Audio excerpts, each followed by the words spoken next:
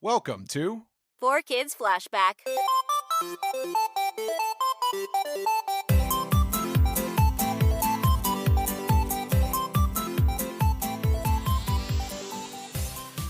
Hello, welcome to 4Kids Flashback. I'm one of your hosts, Tara Sands, and here's the other of the hosts. His name is the other host, Steve Yurko. The other host.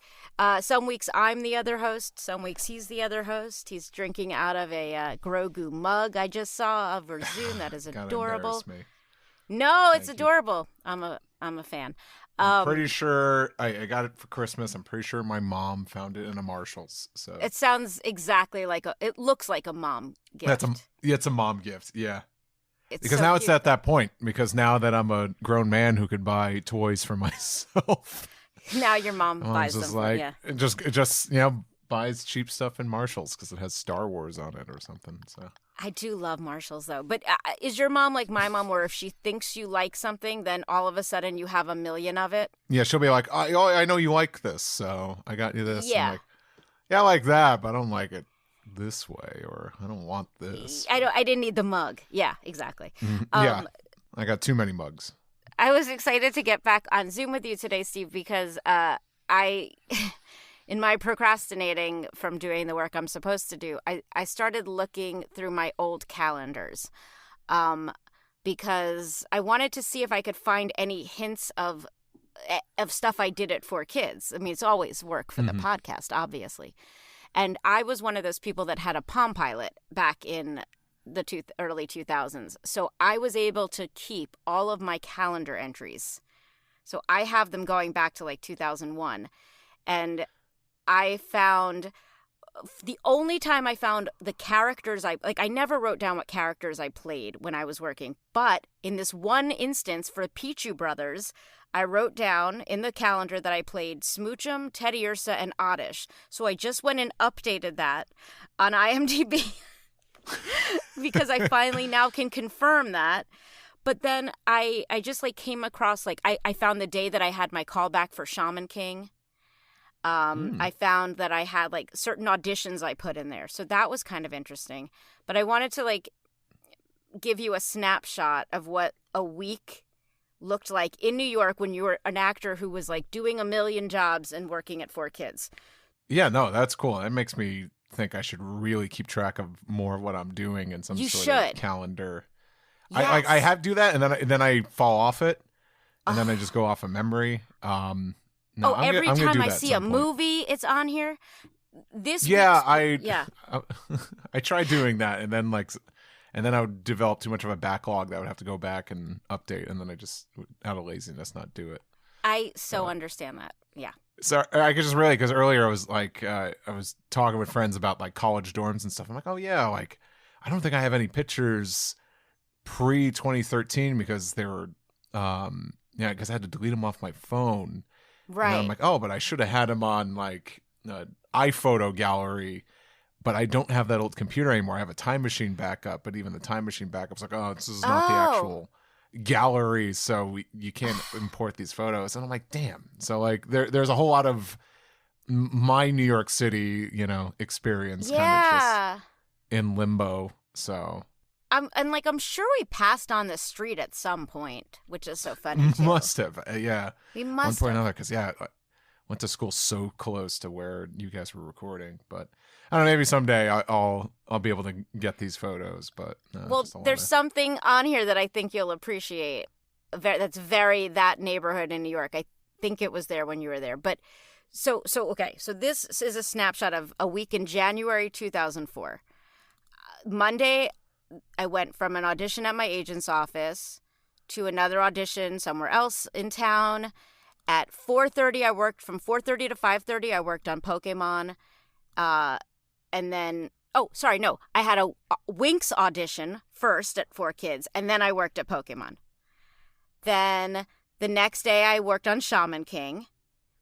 Then the next day I had some more auditions, worked on a weird movie called Easter Egg Escapade, a weird animated film. I don't think it ever got released, but it's the main thing you see when you look at my IMDb page for some reason. Not a clue why. Then Thursday, I went to a studio called Matlin where we recorded a ton of anime. Of course, I did not even write what it was for, so I don't even know, but we did so much anime there. That was a lot of the Central Park Media stuff.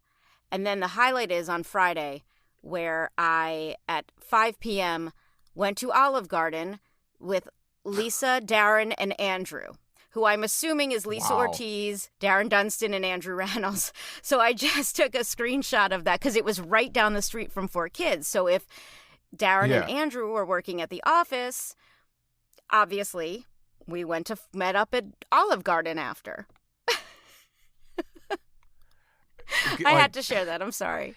You would never, but yeah, like stuff like that, like you never think would necessarily come in handy years later. Now it's just almost like, it's almost like, I was going to say merchandise for some reason, but it feels like a collectible, weird. I should say. It feels like I'm so glad I have it. Our guest is here, so we're going to spare you the details about how to follow the podcast because you're here, so you know. And we will be right back with our interview with Matthew Drdek.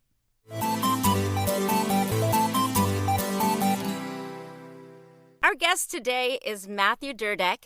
He worked at 4Kids from, I believe, 2001 to around 2009, so he had a significant amount of time there. He was a producer, story editor, a game writer there, worked on so many titles. I don't know that we'll get into every single one, including Ninja Turtles, Yu-Gi-Oh!, Viva Pinata, One Piece, Mew Mew Power, Funky Cops, which everyone loves, Ultimate Muscle, Incredible Crash Dummies, which is the first time I believe we're mentioning that title on this show. Welcome, Matthew. Thank you for being here. Thank you. So Funky Cops is the one that gets the shout out. Funky Cops.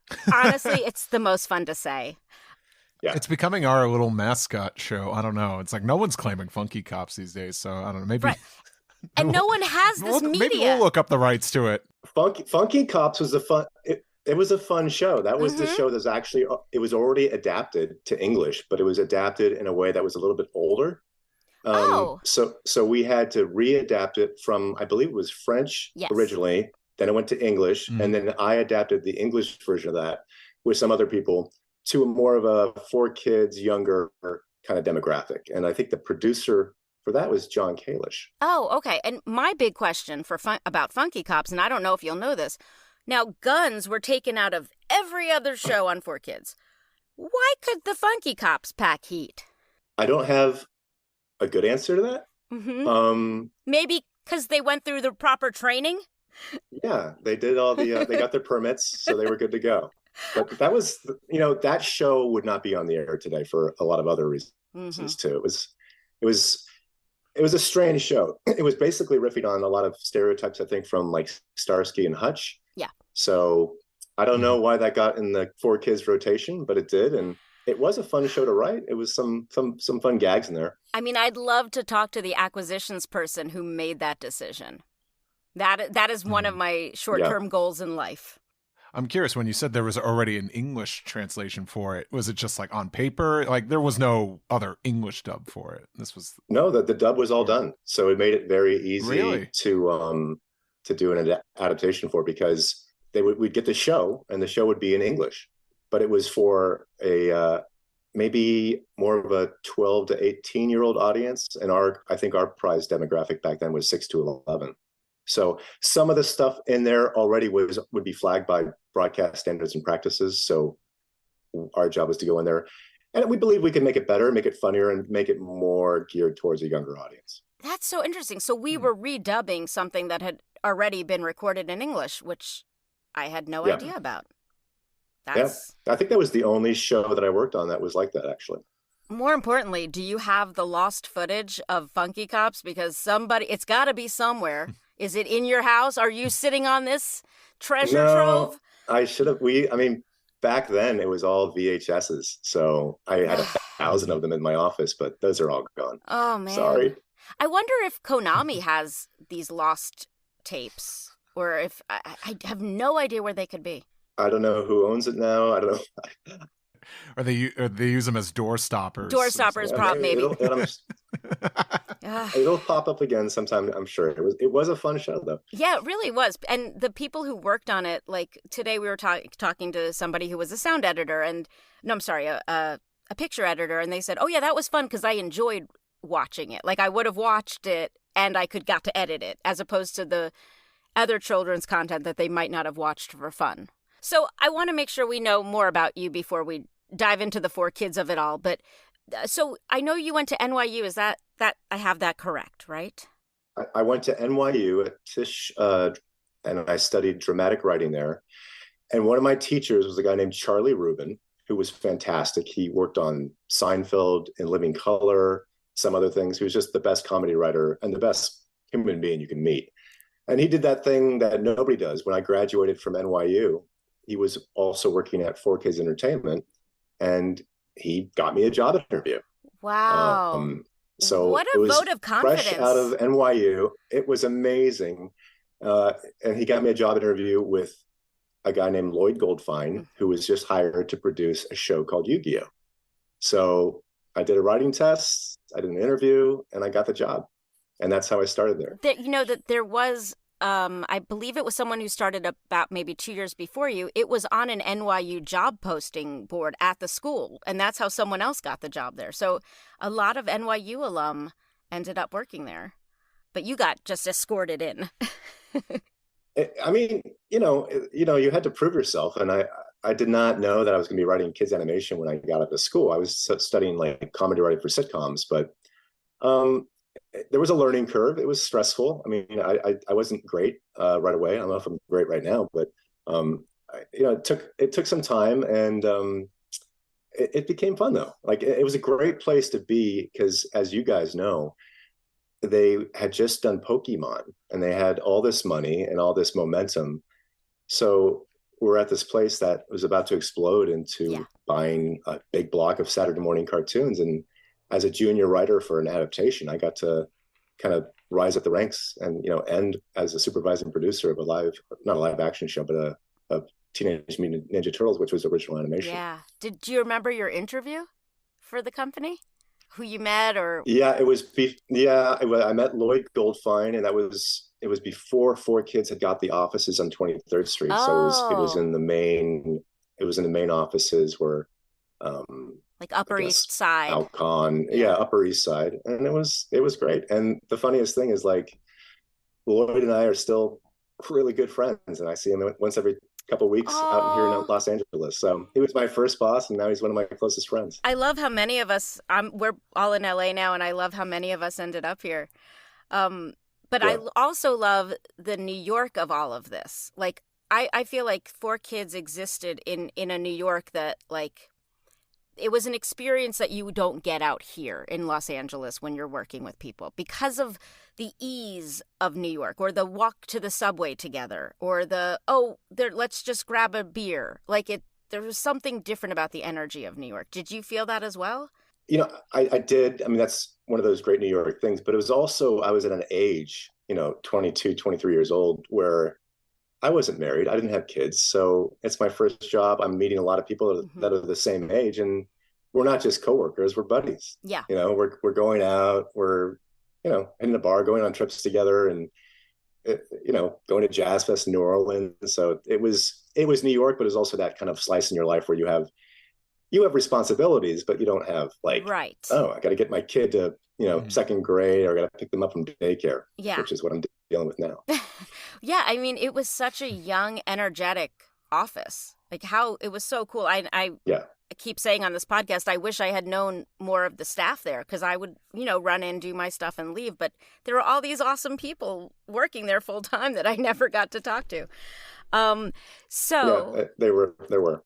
I'm curious if you remembered what the writing tests required. Was that like adapting a script, or was it just it was it was the 4th episode in the first Yu-Gi-Oh! Season, and it starred Weevil Underwood, I think his name was. And it just was like, here, write half of this episode, and you write it and you turn it in and you wait.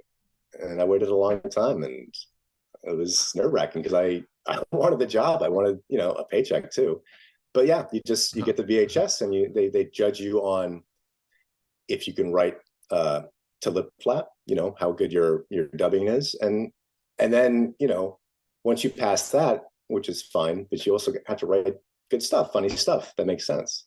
And back then it wasn't about being so faithful to the Japanese originals. It was more about, kind of doing whatever you wanted with it, which I understand is not what people want today. They want something more faithful to the original, Japanese or whatever kind of show you're working on. But back then it was like, Pokemon was a success because they got to do whatever they really wanted. So that was kind of the mandate for Yu-Gi-Oh as well. Did they also supply you with like a VHS of the episode, or was it just straight? Yeah, just here's the script. You got the VHS, and then you got the translation, and then you're like, okay, do this time code to this time code about 5 minutes, and then we'll see how you did. It's a tedious process, I'm sure, coming from writing all of your own original stuff as a student. The tediousness of stopping and starting the VHS tape. Oh, yeah. It's very tedious. And like I said, there's a big learning curve on it. And yeah, you're basically doing a crossword puzzle at the same time as you're trying to, it's hard to describe, but it's very tedious because sometimes the original Japanese might be able to say something in the span of 2 seconds. And then but in English, it takes about 10 seconds to say that same thing, but the lip flap doesn't change. You still have to squeeze it into this little finite area to speak. So You're constantly finding tricks of how to do it. Like, oh, there's an off space where you can't see anybody's faces, so you can squeeze in some dialogue here, and you can do this, and it's a trick, and you learn some tricks to it. Yeah, but it's fun. It's fun. It can be rewarding after once you kind of master it. It kind of can be like, when you get a good line in or a good joke, it can be very satisfying. As an actor as well, like the way you feel when sometimes we would do rewrites on the fly, or we would make a line fit by sneaking in like an or a, whatever it was, and you'd feel so victorious because you're like, oh, I got the point across and I matched the lip flap. Like it just was such a success for us. Totally. Like when you guys were recording, you guys were always padding. You were always padding, right? When you're in there, you're adding lines, you're adjusting, you're changing lines so it can fit. Because I can speak to a character and my timing might be a little bit longer, but when you go in there, you realize, oh, this is short, this is long. We knew which writers wrote short and which writers wrote long. So we would be, I don't remember the details, but we'd be like, oh, it's a so-and-so script. I'm going to slow most of my stuff down. And it wasn't necessarily good or bad. It was probably their way of speaking. Like if I spoke to them in person, I probably would have been like, oh, they're a slow talker. And it would have made sense.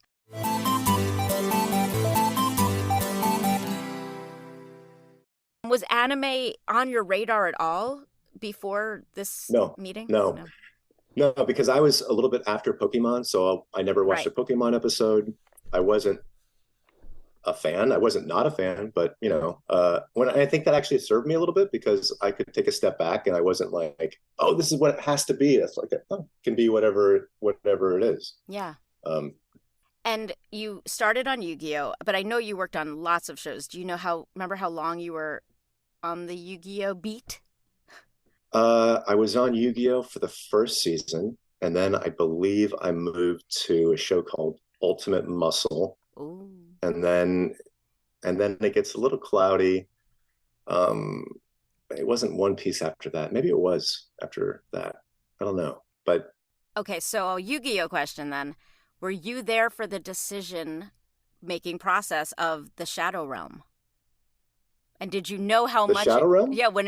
Did you know how often it was going to be used? Because I know there was a lot of discussion about, there's a lot of adult stuff going on. It was introduced, I believe, in the first season. So yeah, I remember the Shadow Realm. I don't know how much it came in. I mean, I left at the first season, so did it show up a lot in the second and third season? And was it basically hell? Steve, you can speak more to this, but we did interview Mike Pecorello, who then took over season 2, and he took over. That's right. He was like, oh, that Shadow Realm thing that they probably was. It was like, oh, let's call it that. All of a sudden, it was very Shadow Realm heavy.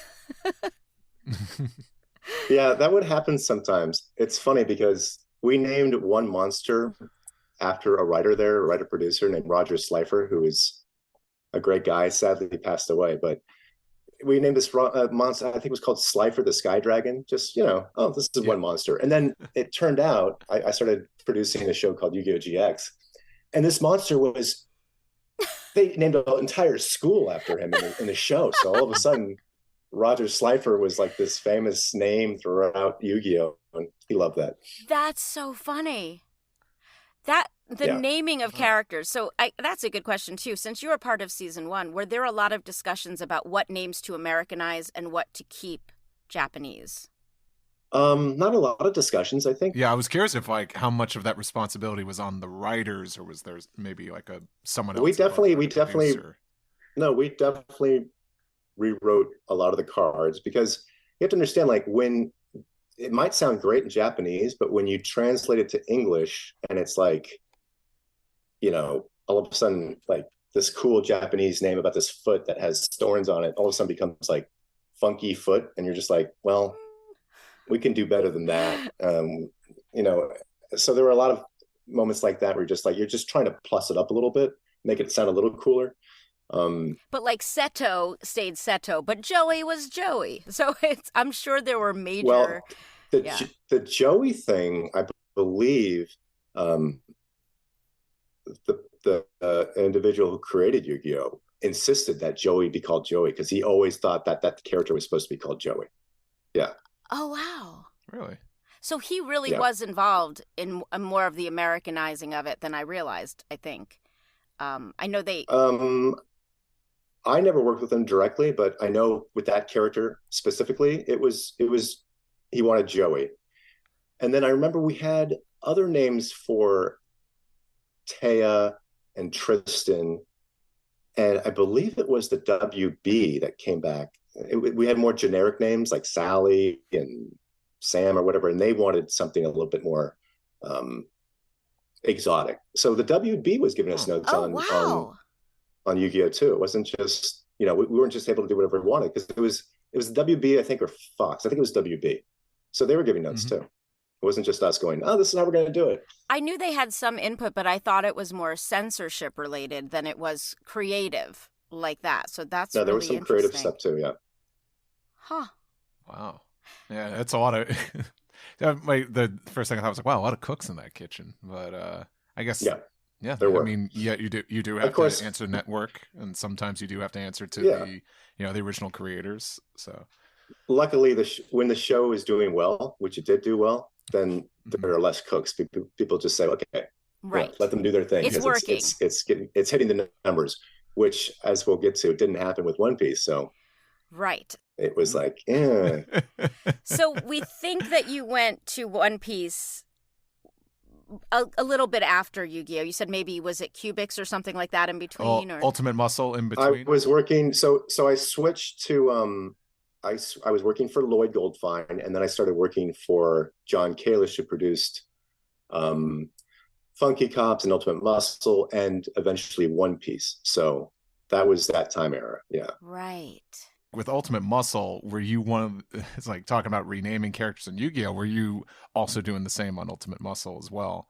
Because, wow, there are some interesting name changes in that show. Well, his original name was Kinnikuman, and I might be pronouncing that wrong. And then, so he had this KM on his shirt, which, that's not Japanese, that's American characters. So I think Norman decided to call him Kid Muscle, so we could keep the K and M. We didn't have to take out that graphic. Saving some rotoscope time. Exactly. A lot of those decisions were made for that reason. But we changed. That was a very strange show. There was a talking toilet. There was a German who was very intense. It was a fun show, but it was a lot there. It is funny what was allowed to be on television and where they would draw the line. Like the talking toilet, no problem. Yeah. No, there was a there was a talking toilet, but I think there was also literally a talking butt, and his name was Monsieur Cheeks. Yeah. And that was okay. It was fine. Yeah, I don't know. Yeah, going back and look at that show, I'm amazed how much of that made TV, because it's like Kid Muscle's constantly pissing himself. He's pissing himself. He has this farting power that is a superpower. It was very crazy, irreverent, silly. Do you remember who came up with Dick Van Dyck? Because that is like a galaxy brain name change. I know. I think that was Norman. I think that was Norman too. He had fun doing that stuff because he was at a point when we started getting all these other shows where he could still be creative, but he wasn't getting to be as creative as much because he had other responsibilities. But I think he picked his little moments to have fun, and those were fun, good names. With the original Kinnikuman series, I think we heard too, and I think we even seen some promo stuff that 4Kids also got the rights to that, but I think they decided not to do that and just went with the modern, the next series. generation.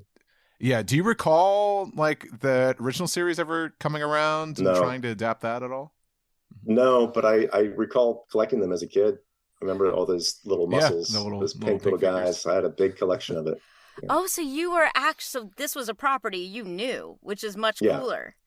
Well, I knew the toys, but I didn't know the Japanese show, but it was fun.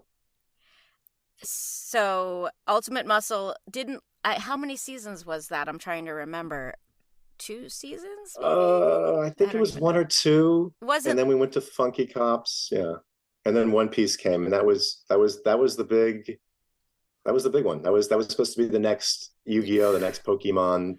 That was supposed to be the big thing. I was happy to look at some of the Funky Cops cast and see that at least it was, for the most part, cast in a way that was correct, like ethnicity wise. It was done in a way that was respectful of all of that, which I know so many shows from that time period, and even some of the 4Kids shows were certainly not. So I was very relieved to see that in my big research. But your writing process for that is so interesting. But let's talk about One Piece, because I'm sure Steve has questions. Were you involved in season 1 right from the start? Yeah, I was involved from the very beginning. And you're going to have to explain this to me, because like I didn't know that One Piece was such a big hit today. Because again, I'm here. This is why Steve is here. I mean, I understand that it's back and that it's finally found its footing and that it is successful. But I wasn't aware, and maybe I have this wrong, but is there like this understanding that like 4Kids butchered it back then, destroyed it? And kind of. Now, I'll tell you. Now things are being. I'll give you a little recap, because when we spoke to Norman about it, basically he was not the one who decided to acquire it. It was acquired without his knowledge. It was a show for adults that he basically said we shouldn't have touched. You know, the changes that had to be made for it were so major, and it was, and Steve will speak more to this. It was people in the States who had heard about One Piece were excited to see it, like the otaku, the big major anime fans, and 4Kids had to do so much to make it okay for television, and then just the 4Kids spin on it, like the way 4Kids put their spin on everything else, that the fans who were excited to see the show were very disappointed. Right? Am I getting this right, Steve? Now that I've in a nutshell, very diplomatic. That was diplomatic. Okay. Yeah, I think what 4Kids tried to do, and what our mandate was, like, okay, follow the same formula that made Pokemon work and what made Yu-Gi-Oh work.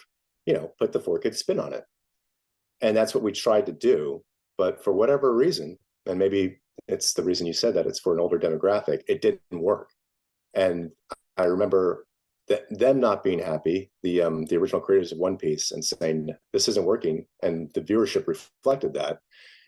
And then we started going back to the Japanese manga and just taking what they had written in English and using that as kind of a compass for the episodes, trying to be more true to the source material.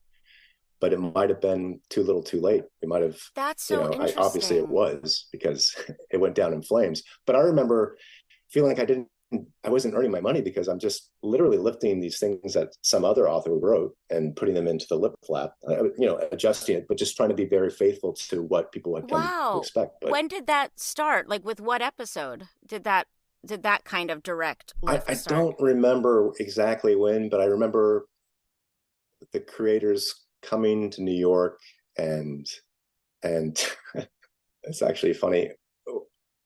I was going through some stuff at the time, like my mom had passed and some friends had left New York. So I had gained like 25 pounds between one visit of the Japanese creators of One Piece and a second visit 6 months later. And when he saw me, he goes, "Oh, you got fat." And it was very funny. Just the bluntness. Because I had the bluntness, and he was just tickled, and everybody else, John Kaler, started cracking up. And I'm cracking up now. But anyways, in my recollection, it was about 6 months from when we started. And they weren't getting the ratings they wanted, where there's like, okay, we have to make some adjustments, something like that. And we didn't, and it just, we couldn't right the ship.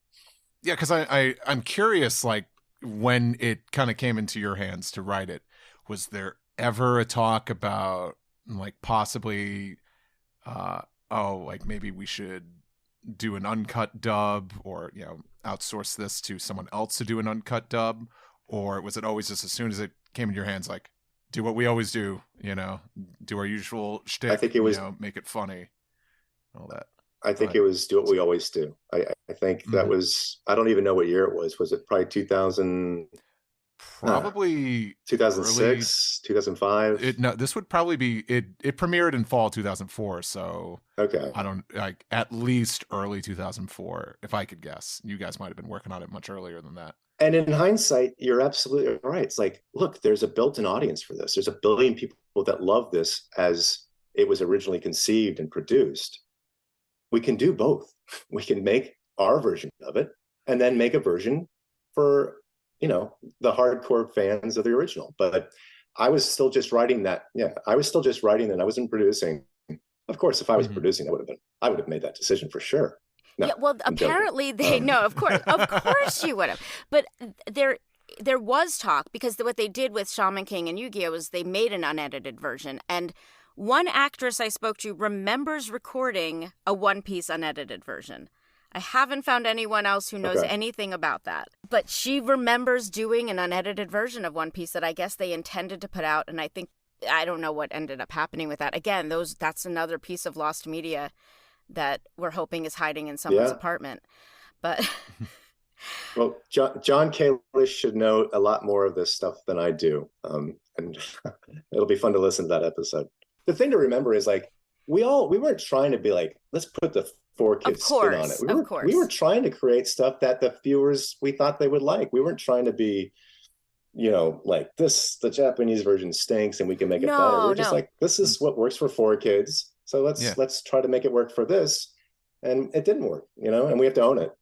And I think what we find a lot a lot from the guests we have is most of them didn't know what the online reception was. So it's just, this is what I show up to do. There wasn't a lot of online stuff out there. It's not as vocal as it is now. In a second if you're doing well or not. Oh yeah, but it would have been helpful to have it back then, because we would have been like, I don't think we would have made those same decisions, because you have your pulse on what the people really want.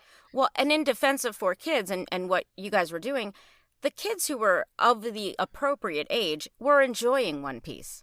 There was definitely an audience of children that loved it. It was really the fans who... There were definitely 2 or 3 kids that liked it. No. Not at all. Maybe 4. I never knew for sure how exactly it did in the ratings. Yeah, I just know it might have done okay, but the expectations were so high that it needed to be hitting these numbers like Yu-Gi-Oh or Pokemon, and it didn't hit those numbers. And from what Norman said, basically there was a team of people who were just trying to find the next big thing, and One Piece was so big that I think it was like, can't fail. This is a big deal pirate show. We got this. And to answer your question, Steve, I don't think doing an unedited version at the beginning was even a thought in their heads, because all they were thinking about was filling those time slots. They had so much programming to fill that doing an unedited version was not even like, who has time? Let's just get these slots filled. And this is still like, 4Kids' whole mission is for that demographic of 6 to 11 shows that are already made, but also come with licensing opportunities and all that. Yeah, I could see. This isn't a fact, but I can imagine the meeting of like, let's produce a whole different version of the same show, but for this other niche audience, and them saying we don't have the money or the time for that. We're just going to go straight ahead with with the formula that seems to work. Yeah, and I'm certain that's why the Yu-Gi-Oh and Shaman King uncut dubs were not long for the world. They just a few. I don't know how many were recorded, but not many were released. But yeah. I know I hate to like bombard you with so many questions, but you're one of the first people we've talked to who seems to have like a pretty good memory of working on the One Piece dub. I'm curious if you were ever like part of like the discussions or decisions made to cut certain episodes and storylines. Like, you know, if I could use an example, there's this whole, you know, brief storyline, a couple episodes, they meet a big whale that they get, you know, they accidentally enter its mouth.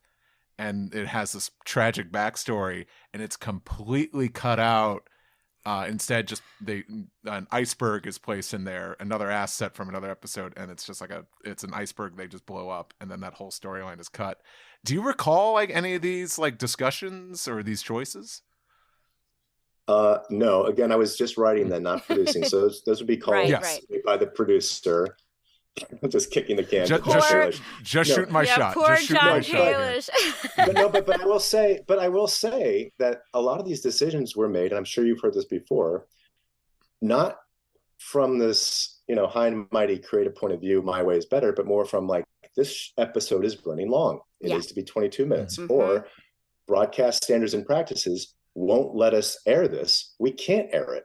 So we need to take it out because you know, for whatever reason, a lot of it is more logistic than thinking that, oh, this isn't, you know, being, you know, deciding what is appropriate creatively. It's more of deciding like, this is what we can do, this is what we can't do. So I don't remember those specific episodes, but I'm sure I wrote one of them. Well, and standards and practices seems to have these arbitrary rules. Like there was an episode of Kirby that they didn't want to air because they went to the dentist and they didn't want to scare kids about the dentist. But yet on Fighting Food on Sea could use knives and turn on a stove. So some of this stuff is so arbitrary. They're all different. The people that enforce that stuff, they all have different ideas of, you know, what they can get away with, what they can't. And we had an episode of Yu-Gi-Oh! GX where somebody was just chugging wine the whole time, and we had to change that to chugging hot sauce, which is probably even worse. But it's funny, but it's probably a kid chugging a bottle of hot sauce might be worse than chugging a bottle of beer. So definitely. They were okay with that because this is allowed, that's not. It's legal. Yeah. It's the same reason that the funky cops have guns. It's right. Yeah, that's it.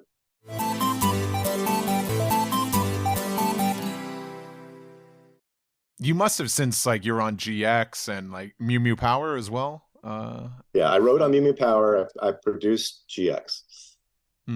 Sorry, my last One Piece thing is just, so you probably had moved on from One Piece, because just the last anecdote I want to say is eventually, because 4Kids licensed it out to Cartoon Network. Cartoon Network played it on Saturday nights on their big anime block. And while I don't think it was a huge success, it did much better. And it kind of goes to show it's like, oh, this show is doing better with a slightly older target audience. It's almost like, maybe in hindsight. Yeah, it sounds like that. It sounds like 4Kids, whoever was in charge of those acquisitions, maybe didn't understand that this was a successful show because it was for an older audience. Yeah. But, you know. Yeah. But yeah, if you have any more questions about it, I'm happy to speak to it. No, I don't want to turn this just, I mean, like one of the things is everyone knows about me is like, oh, I'd love to know more about what into this One Piece stuff, because there's so little information out there. And at this point, and it's, I'm sorry if I feel like I'm defending myself. It's not to be like, I'm looking for the person to blame. It's like, no, I just want answers. I've rewatched it all. and I have so many questions. There was a meeting with the creators, and they wanted us to ask questions about One Piece so that we could understand it more. And I remember, it's Nami or Nami? It's Nami, right? Nami, yeah. Nami. And I asked, so why does Nami, because she's obsessed with treasure, correct? It's been a while. Yeah, it's been a minute. Yeah. And I so said, far, so good. And I said, So what is her obsession with treasure? You know, why does she want to hoard all this treasure? What does she want to spend her money on? And excuse me, I remember him being not insulted, but just like thinking it was not, I guess he didn't think it was a good question, when I thought it, you know, I was trying to understand the character and the motivation going forward. I'm sure I was on the wrong track, and he was like, this kid doesn't get it at all. So it might have just been one of those things where, yeah. You were on the right track, because there's a whole arc that answers that, and it's a big emotional high point of the series. And see, sorry, so, now so, I'm like, so, the fan is coming out of me right now. So as a writer or an adaptation writer, I don't know where the series is going. I don't have access to all the knowledge they do, you know, the series Bible, how this is going to end up. So I can't be as nuanced as they are, because they're foreshadowing things. They're trying to find sneaky ways of saying this is going to happen. And I'm trying to get that information. Yeah. And a lot of times in my history with these shows is they're very guarded over their stories, and they don't want to share, oh, we don't want to tell you how it ends. It's like, I get that. You know, it's special to you, but we're trying to tell the same story. Yeah. We're not the fans, and we are fans, but we're also trying to understand how to tell the story the best way possible, just like you guys. So that's some of the obstacles that we were going up against. To clarify, is this the Japanese side you're communicating with? Is this who you're referring to? I remember the meeting very well, because I remember Kalish looking. He's like, "Why'd you ask that question?" I'm like, "I thought it was a good question, but it's a great question. That is a good question." Yeah. But you know, I could be remembering it incorrectly, but I remember it really well, because I remember just like the feedback was like, it was like, "Why would you ask such a question?" I'm like, because I think it's important. Well, and you were at such a disadvantage. I mean, you work on other animation. You know, there's a show Bible. You know, I mean, these extensive descriptions of everybody and where things are going. What a disadvantage you guys were at with these adaptations. And I mean, I sympathize absolutely, with that. because today, you know, I work in original animation. Yeah. And you get these 40-page Bibles where it tells you this is how it's going to start, this is how it's going to end. Here's 2 pages on this character, what motivates them, their childhood, what's in their closet. And you have all this stuff to draw on. But, you know, for a show like One Piece, you're kind of like, okay, here's Nami. She likes treasure. Yeah. Go for it. The actors and the writers were in such a similar position in those, you know, we feel like we're jobbing in. Like, you know, I did a 15-minute session this morning where I had 10 lines, but there's no way, I don't know what else is going on in the episode. But if it was new animation, I would know everything. I'd get a script in advance. The director is going to get every possible read to use just in case the animation changes. And from the writing point of view, sadly, the byproduct is you start to end up being a little bit vague in your writing, because you don't want to commit to anything that might contradict something later. Yep. And vague writing sucks, you know. You want to be very deliberate and very, you know, smart and intelligent in how you foreshadow things and write things. So that's just, you know, I'm defending ourselves, but that's one of the things we were up against. It does make sense, and I don't think I knew that the writers were struggling in that same way. You know, like it was like frustrating. You said, the writers, the producers, the actors too. Yeah. But I'm sure the creators have their point of view as well, and maybe they had stuff that they provided that never made its way to me, or I don't know. I'm sure they have their point of view, and I'm sure it's valid, but you know, just it didn't work. Well, for you to move on to Ninja Turtles after that must have been such a relief, because I mean, your background was in writing original scripts. So was that just like night and day for you to start writing on Turtles? Yeah, it was the best. I was rusty because I was so used to writing adaptations. So all of a sudden it was like learning a new skill again. Mm-hmm. But I had a great story editor named Michael Ryan, who's still very much in the business. And it's the best because, you know, you're writing things that people are animating and drawing pictures to, and they're your words that the actors are saying. So Turtles was fantastic. Lloyd, again, was the supervising producer of Turtles, and he brought me on as a supervising producer. So he got to help me out and teach me those skills. And you're doing the sound design, music. It's just great learning experience, especially coming from a junior writer as for adaptations to all of a sudden you're going to these mixed reviews and casting and looking at storyboards and animatics. It's just like, it's the dream and you learn it the right way too. You learn it from the writing point of view, and then you go all the way through it. And it's just creatively, it's very rewarding, very fun. And how unusual was it? And maybe it's not as unusual as I think, for all of that to be in one building and on one floor where you could run down the hall and be like, it's incredibly unusual. And that's what I thought. I didn't realize it then, but I know now it's probably the best job I'll have ever had, because it's all right there. I just finished a book about Walt Disney, and it kind of, certainly 4Kids was not Walt Disney, but it had that same kind of vibe where everybody was in the same little spot and you're joking around, you're being creative, and you can turn things around really quickly. And Steve is a professional I'll brag on your behalf. Steve is a professional storyboard artist for Rick and Morty. And when he told me he was working from home, I was like, what? Don't you need to be around like that shocked me. And God, things have changed. Yeah. I look at that 4Kids office and I think how cool and how lucky we all were to see that machine kind of coming together. There is that synergy of just like being with each other and somebody looking over your shoulder saying, oh, that's cool. What did you think about doing that? Or it's Steve, do you find your work is different when you're working from home versus at an office with, the creative vibe in the air?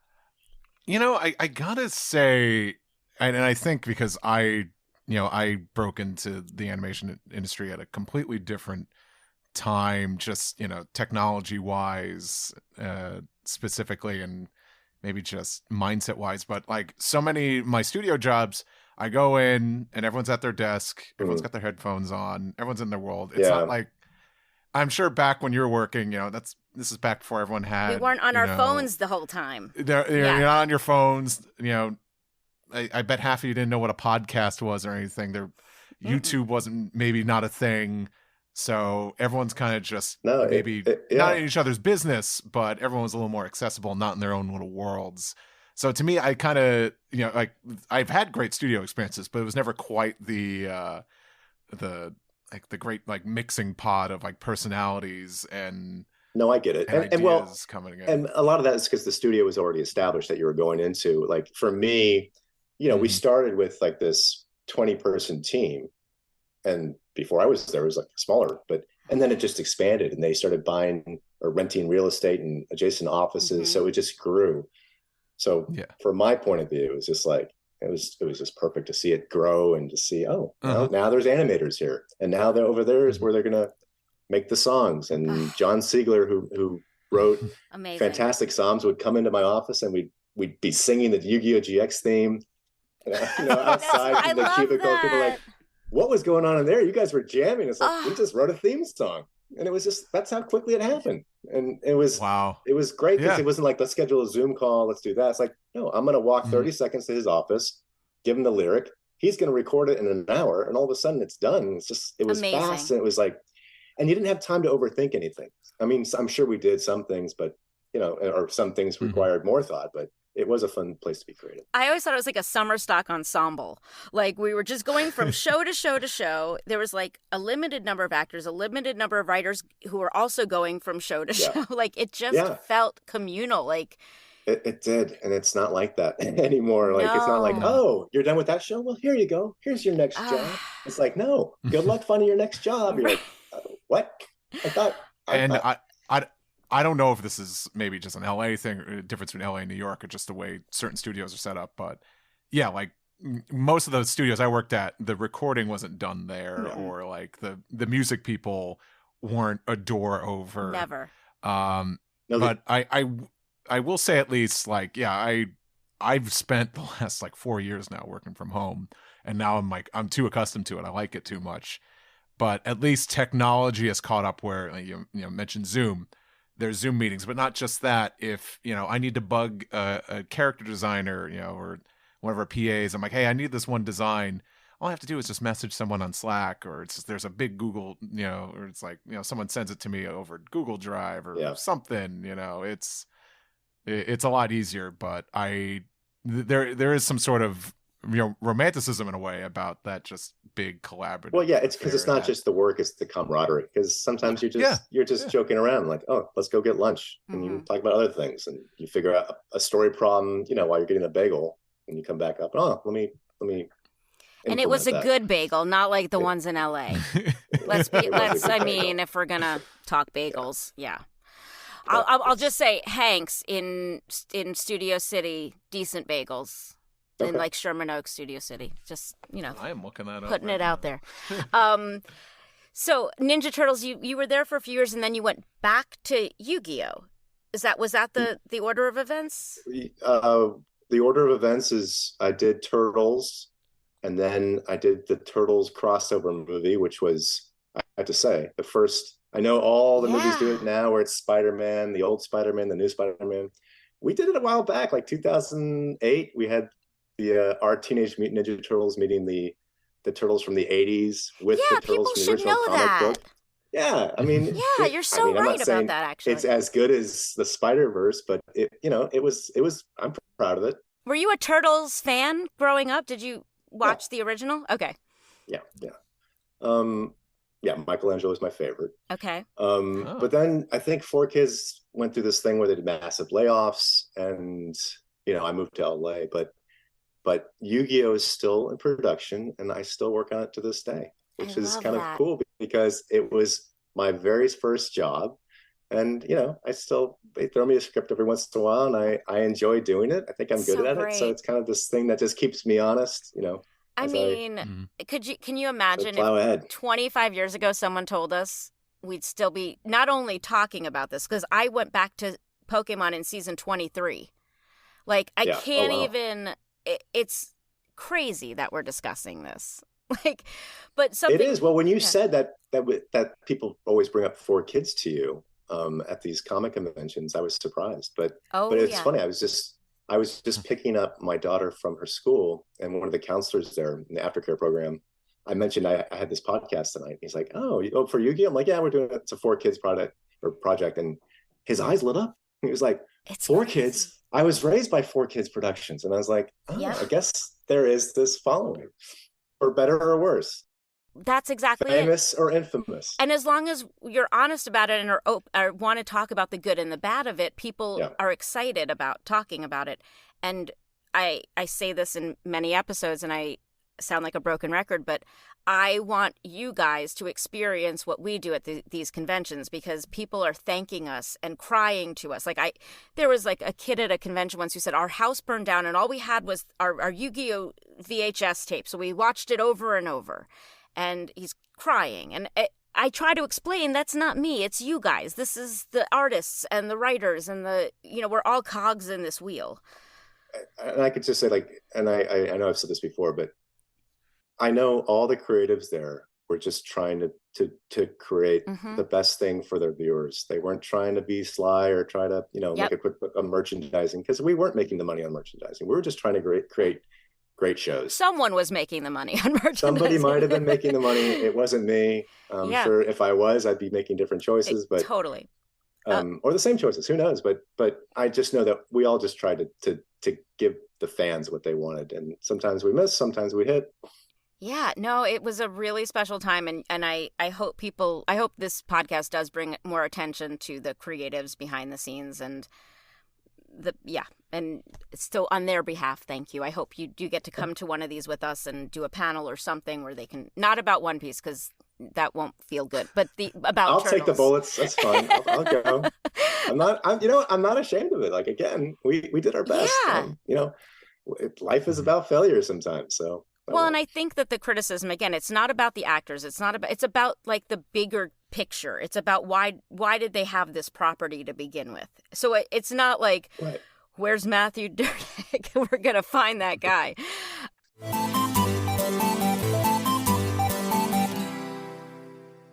Do you have any fun stuff from back in the day? I know some people have like a Pokemon jacket or a Yu-Gi-Oh jacket or a figure or a clock. Do you have anything fun? No, I have a lot of stuff. I've got a Yu-Gi-Oh jacket from the original first series. I've got a great movie poster from the Turtles Forever movie that debuted at Comic-Con. I've got some fun Turtles statues. You can probably see in the background. Let's see. That's the Turtles Yeah, that's the poster. Oh, right yeah. there. That's the poster. And then I've got some great toys that Peter Laird signed for us, mostly turtle stuff. And then I have a whole bunch of Yu-Gi-Oh cards that I just haven't opened up in forever. I have a 3-year-old son that I've kind of been waiting to like open this box and say, here you go. Daddy used to be cool. And I think I also have some weird Ultimate Muscle toys where I think I actually have the toilet somewhere, the toilet action figure. Nice. Yeah. Wow. But I kept everything they gave us. They didn't give us a lot of stuff, but the swag we got, I never opened. I just kept it and put it in a box. You were I knew smart. it'd be fun to check out one day. I sent my Pokemon jacket to Goodwill, I think, and I'm so upset about it now. I know. Yeah. Before we let you go, can we talk about a little bit about what you did after your I know you went back to Yu-Gi-Oh, but you've done some really cool stuff in between. And you continue to. Can we just brag a little and name some of the cool stuff you've done? Oh, sure. I worked on a show for Mattel called Max Steel, and then a Minecraft miniseries, and then I went to work with Spin Master on a show called Dragamons, and then Toka Boca, and then back to Mattel on He-Man and the Masters of the Universe, and a Hot Wheels episode, and I'm working on a show called Hey Fuzzy Yellow right now, which is for a younger kind of audience, and I also have some things I'm developing that hopefully, get some traction and get developed soon. We spoke with another writer about the changing landscape in children's television. Have you seen major changes over the years? What's been your experience with that? Yeah, a lot of changes. I think just, it went through a phase where there was a lot of things being, purchased and developed. And now, the streamers are kind of pumping the brakes and making choices that are a little bit more strategic instead of just like this arms race with Netflix versus Disney. So it's not great for people trying to develop shows because there's not, as many mouths to feed. But I still think a really good idea has a place. Are the restrictions the same in terms of censorship at the streamers as they are for the networks? Or is it a different set of rules? No, because, they have their own platform. They don't have to answer to anybody. I mean, Disney has their own set of, internal standards and practices, but they're not, they're not putting it on an ABC or Fox or. And that's why all the children in your shows carry guns. That's right. That's right. Let's end it on that. Thank you so much for talking to us, Matthew Drdek. Absolutely. Really, really cool. You guys should look him up online and find all the shows he's done. And is there somewhere that they can check you out or follow you online? No. You can just Google me. You'll even see the Yu-Gi-Oh card they named after me, which is what? Wait. Basically a severed foot. Oh yeah, we can. Yeah. we can't leave them hanging. Yeah. What is this? No, there were thousands of cards that we were naming. So, thousands and thousands. So, every once in a while we go, let's maybe just kind of tease a name here that name it after this guy or that guy. And I think it was Lloyd who chose this severed, weird looking foot. And he said, that looks like a Drdek. So when I'm dead in 100 years, that'll be my legacy on this planet. That's your legacy. It's going to be on your gravestone. And my family's and my brother, My tombstone is going to say Bulbasaur. Yours is going to have that on it. Yeah. An etching of the foot. Yeah. And Tara, just so you know, this is it almost looks like an eyeball tree. It's a big eyeball. Oh, that's what an eyeball with a foot, right? Its veins hanging out, and it's attached to like a big claw. That should be your family crest, is what that should be. Thank you, Lloyd Goldfine, for that. Yes. We will make sure to talk to him about that and be like, why was that so Drdek-y to you? Do that. Drdek-y is the new word. Thank you again for being here. This was awesome. Thank you so much. My pleasure. Great talking to you guys.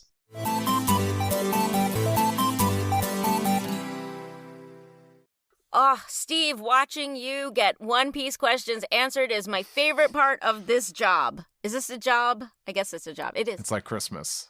It must be like what it's how watching kids open up presents on Christmas.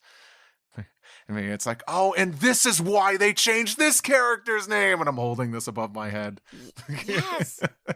Did you know about the Joey thing with Yu-Gi-Oh that he was insistent on calling it that? I didn't never heard that. No. And then again, I haven't done enough like deep diving into the adaptation of like the stories of the stories of adapting Yu-Gi-Oh so much.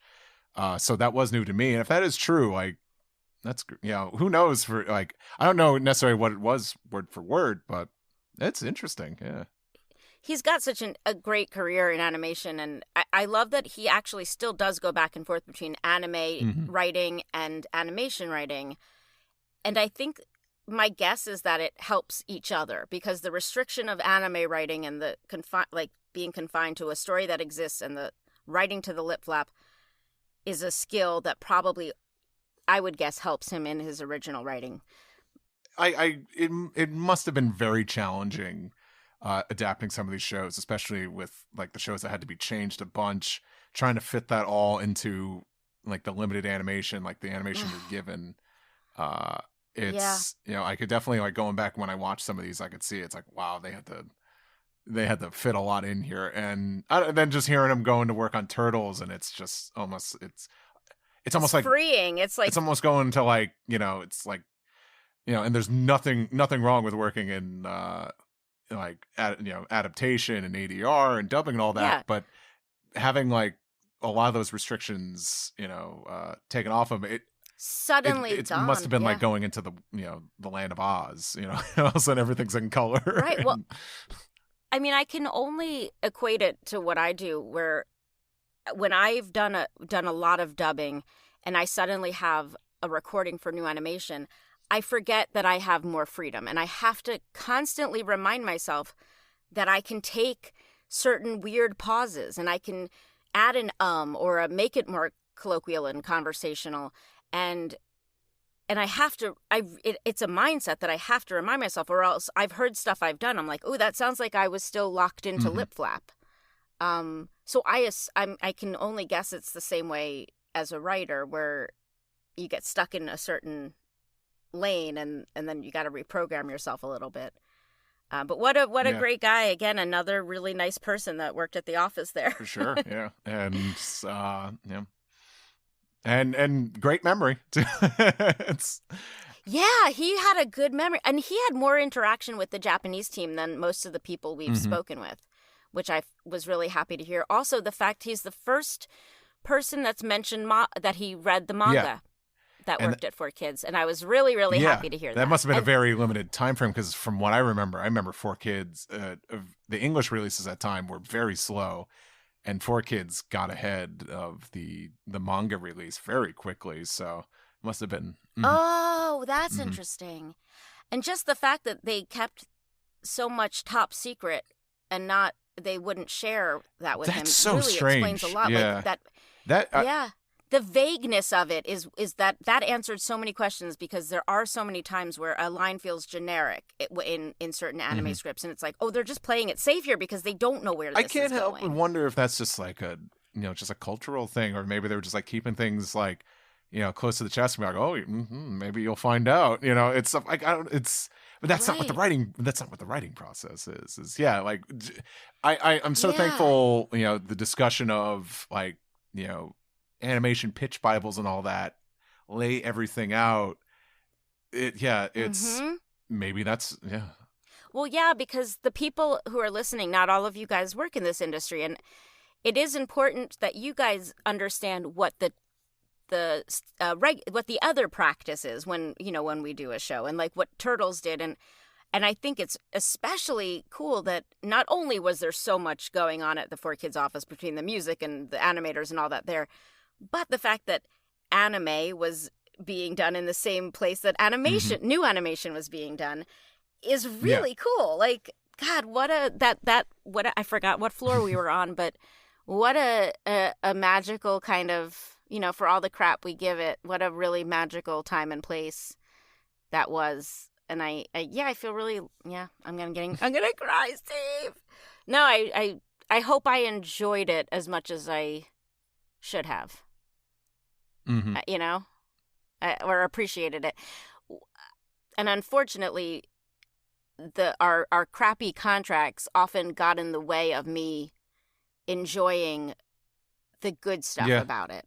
And that's a regret. But again, I was not wrong to be bummed about our bad contract, but it took away some of the pleasure of doing some fun work there. I can't relate in the same way, but I just remember being in college and just being so wrapped up in work all the time. And, I still got to experience a lot of the city in my brief time living there. But, I'm looking back, I'm like, geez, there's so many great things about this town that, I didn't do because I was pulling too many all-nighters, just trying to get work done.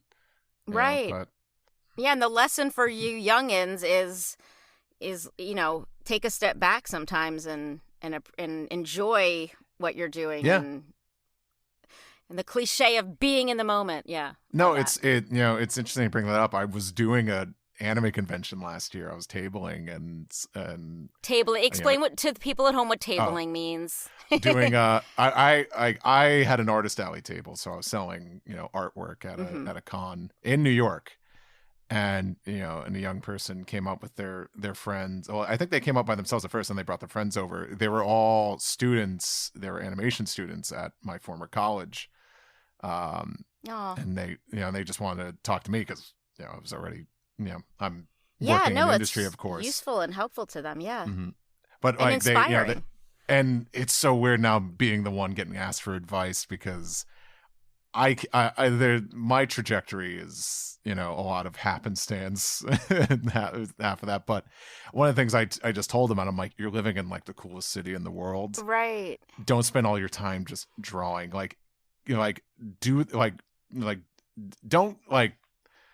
Don't skip out on the work. Like, do the work. Do what's required of you, but don't overexert yourself. Enjoy your weekends. Like, go out and do stuff. Having a full life as an artist, I will say, having a full life, it gives you something to draw on creatively. Yeah, I think we'd be terrible artists or performers or whatever we do if we didn't live and just stayed locked up working all the time. So exactly. Yeah. People's life experiences and different tastes. That's what you put into your artwork, and that's what makes stuff. People feel that interesting, in your compelling. Artwork. Yeah, exactly. It comes through. And you said your jobs have happened as a result of maybe happenstance, but I would never sell yourself. I mean, again, I know we're all yeah, we put ourselves down, but the truth is if you weren't, even if someone walked you in to get a job, if you weren't prepared and you weren't good.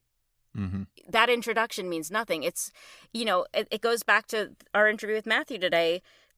How cool that his professor got him this interview. First of all, his work must have been fantastic for him to take a recent college grad and walk him into this office. But he could have screwed up. You know what I mean? Like he didn't have to get the job just because you have the introduction. It's being prepared, and you clearly worked hard and it's the combination of natural ability and work. Yeah. I'll quote a friend of mine who's really helped me out and is in getting work out here. I said I'm indebted to you. Like I owe you everything. And he said I always remember him saying, I got your foot in the door, but you were the one that had to stay. And you're the one that had to keep it there. You had to stay. You had to get in at that point. You had to stay there.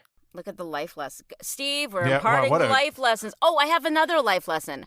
It's all about going to 4kidsflashback.com where you can, with the number 4, where you can, how is that for a segue?